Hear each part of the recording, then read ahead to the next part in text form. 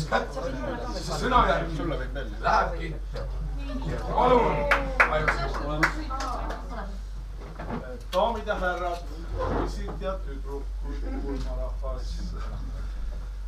Täna on tähtis päev. See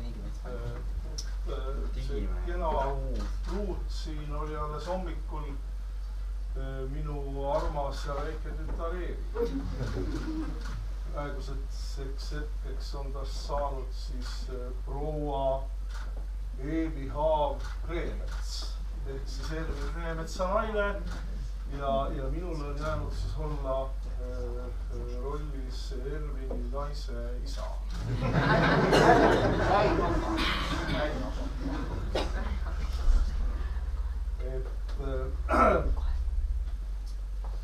Vaadake teid.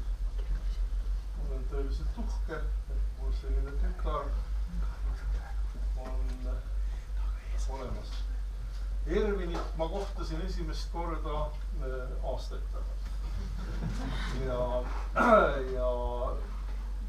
kohe oli selge, et tegemist on sellise enesekindla, rahuliku, selge sõnaga. Ja kohe oli ka arusaamine, et sobib.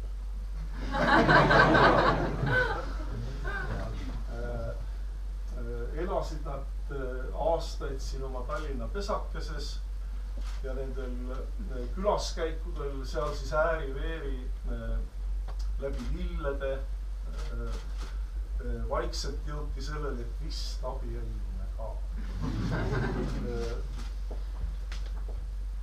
Väga hea meel, et tänaseks on see nüüd siis toimunud, aga sellise päris korraliku perekonna loomiseks on vaja veel natuke piirutada.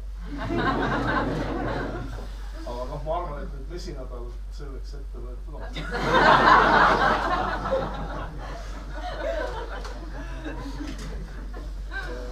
Tahan teile soovida pikka ja õnnelikku kooselu. Daamid ja härrad, poisid ja tüdrukud, pulmakülalised, tõstan klaasi Eevi Ervini ja nende õnnelikust.